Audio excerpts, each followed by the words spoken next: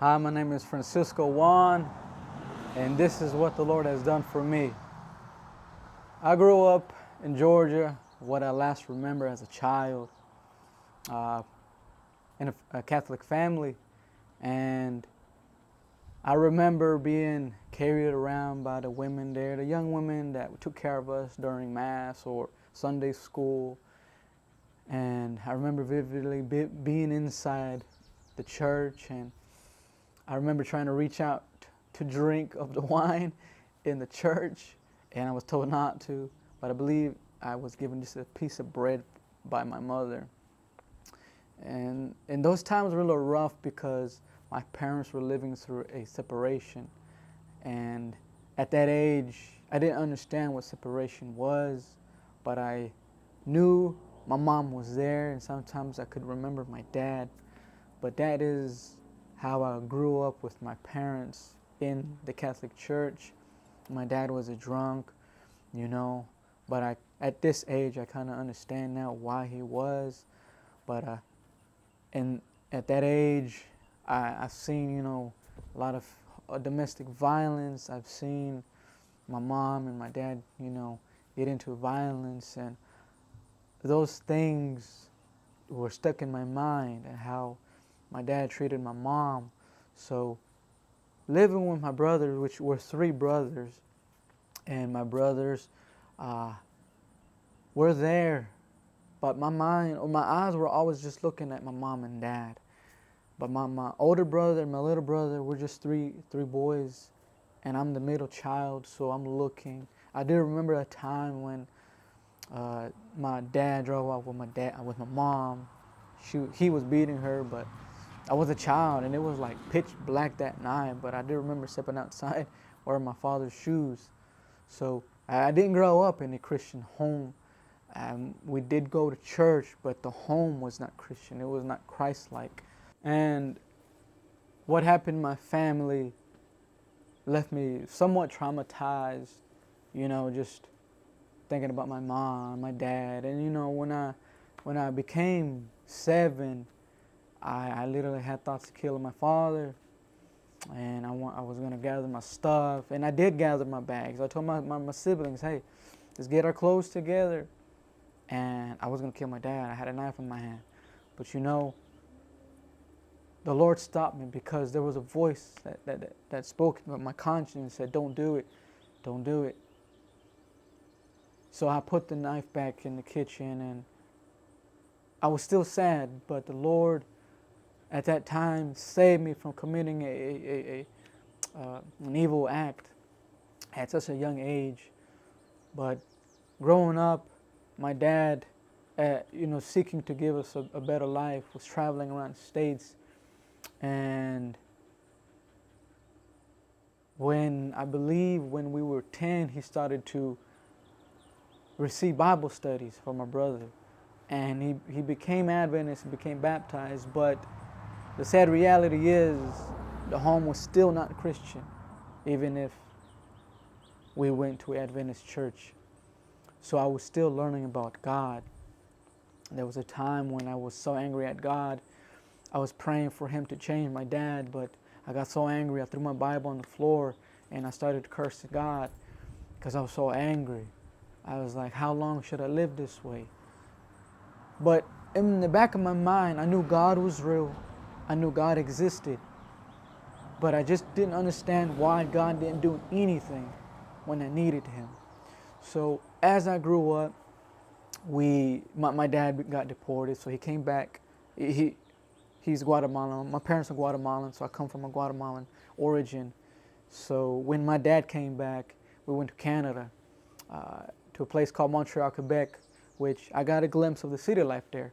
It's just, they call Montreal, Quebec the twin sister of New York City. And I was able to see how the city life works, the fashion, the tall buildings, the metro, the food, all the music and whatnot. And there, my parents got separated again. So this separation between my parents was ongoing, and it took a toll on me, because I got tired individually of living this way. But I still I still hung on to the Lord. And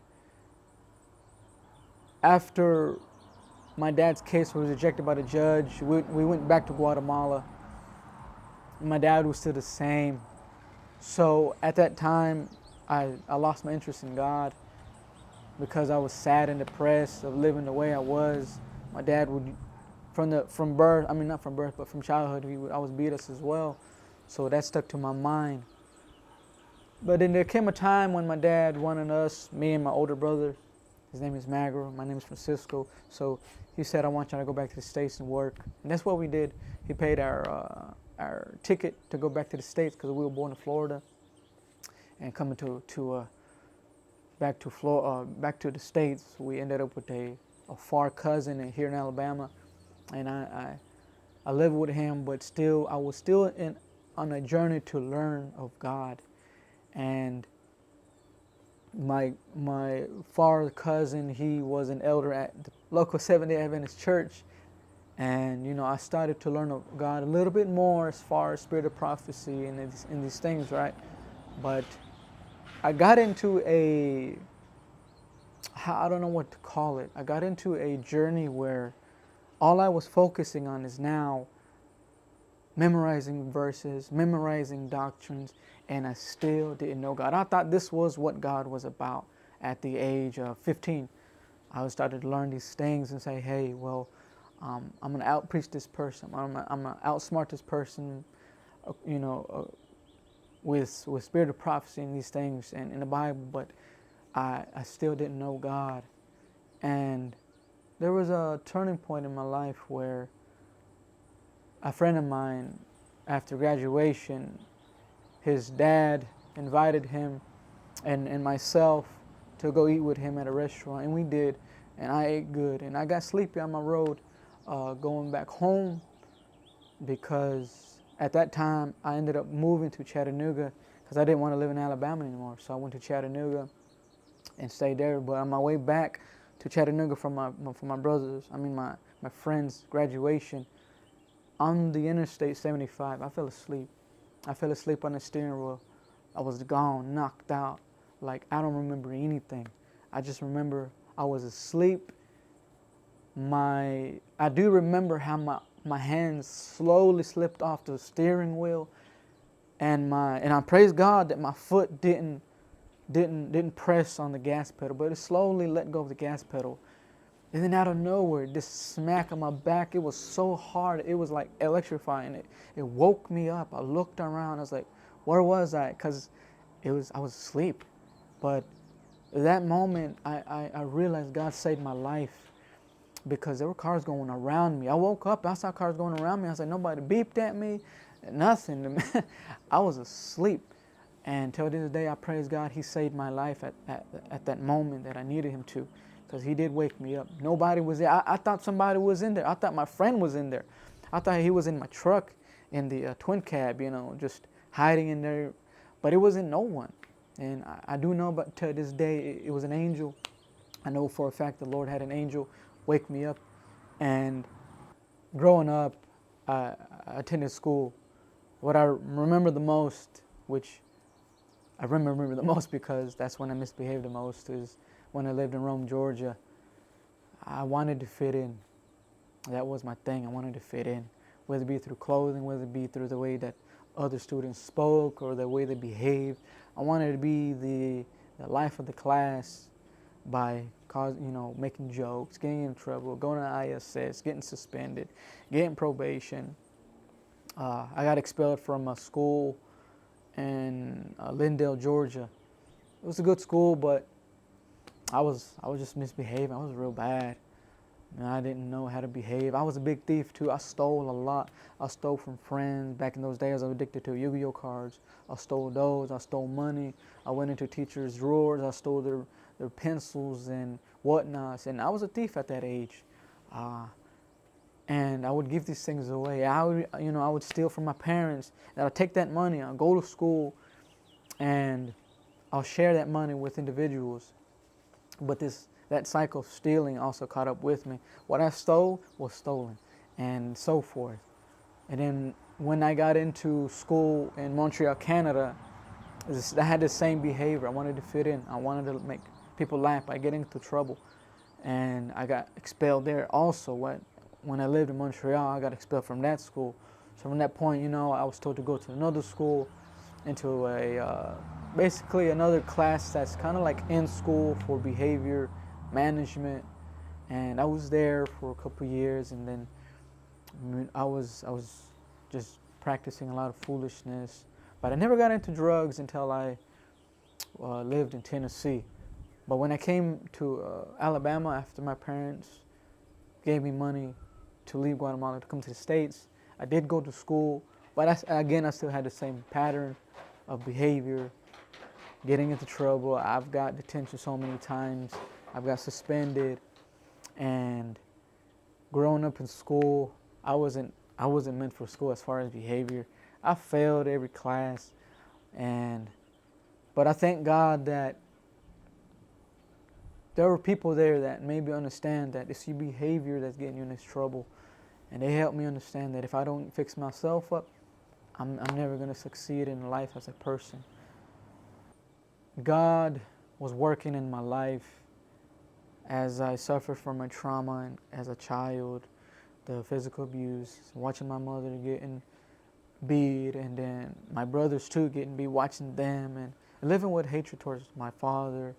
And so I never looked at him as a father, but more so like an enemy. And God stepped into my life at a moment when I was living in Chattanooga, where I did, drugs, the common drugs that your modern teenagers would do, weed and drinking, marijuana, whatnot. And I got to the point where everything I did was useless. I wasn't happy anymore. I was not happy. I thought I was happy going to college. I thought I was happy, flirting with all these women on my phone. And I thought I was happy because, when I lived in Chattanooga with a cousin who was into gangs, and he introduced me to the drug life. And all those things that I did, and all my fornication, none of those things made me happy. I was depressed. I was so depressed that I didn't work anymore. I was living in a shed with my cousin because we were just into drugs. So my cousin's mom didn't want us living in her house, so we stayed in the shed. But it was so depressing. I got so depressed. I didn't want to live like that way anymore. So I came back to Alabama. And coming back to Alabama, I thought maybe getting married would make me happy. So I tried everything, thinking that I'd be happy. But God showed me that only He could make me happy. As I read the Word, it made me understand that all my sins, though they make me feel guilty, He alone can take away that guilt. He alone can forgive me, and He alone can heal me. I was at a point where I would watch people and teenagers at my church or at school, and how they got to go back home to their parents, to a father, to a mother, and they got a lot of things done for them. They got a car, they had a place, and I didn't have a place. I lived in many houses, in many homes, just trying to find love from parents, a father or mother, but never found that love until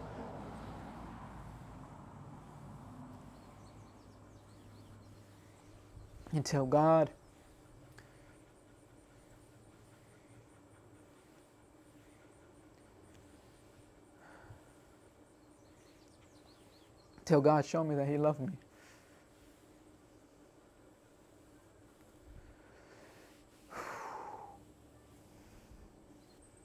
So not having a father or a mother, trying to seek that love, God filled that in my heart.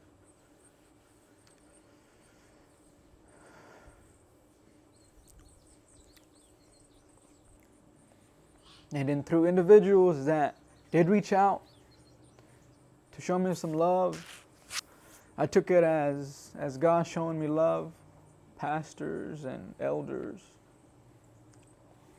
And I'm very emotional about it because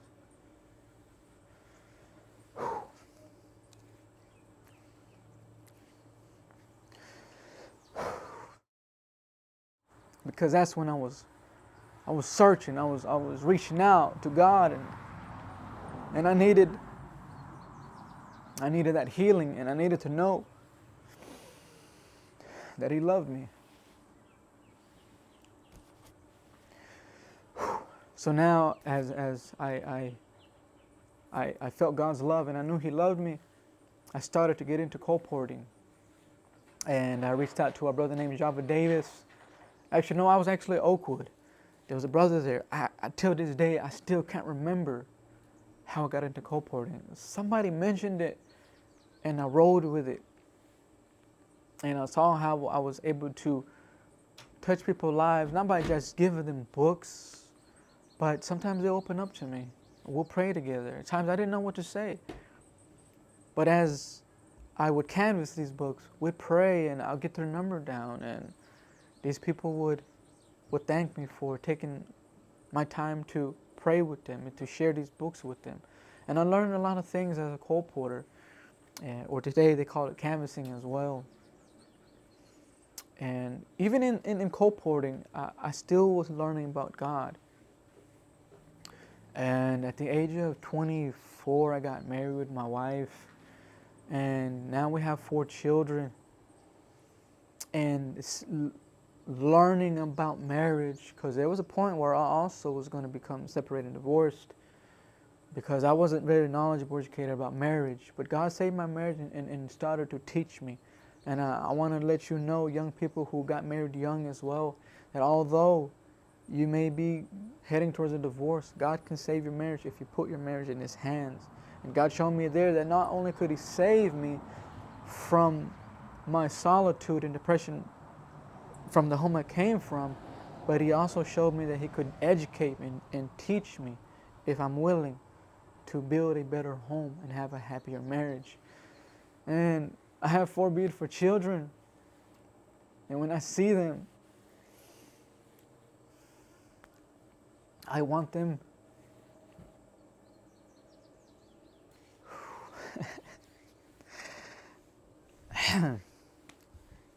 I want my children to feel the love that I didn't get. And I wanted them also to know that that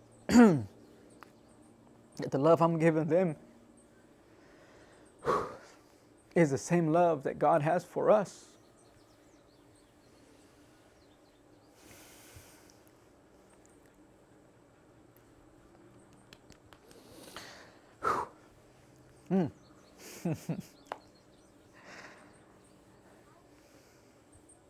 So having my children helped me out a lot. It showed me another aspect of love, the other side of love that God has. It helped me understand that the way that I want to love my children is the way that He's loving me. And I encourage you, whoever you may be, whoever is watching this, if you come from a broken home,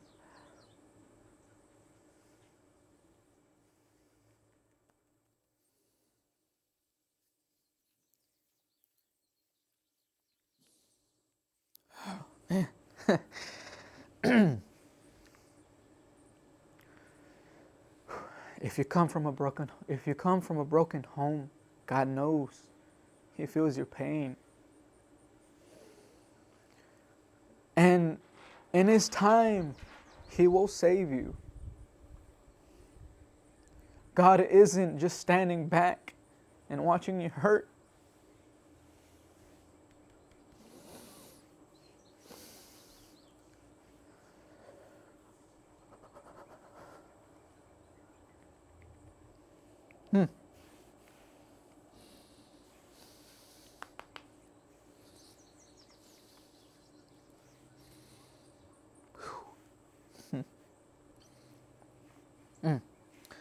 Ooh.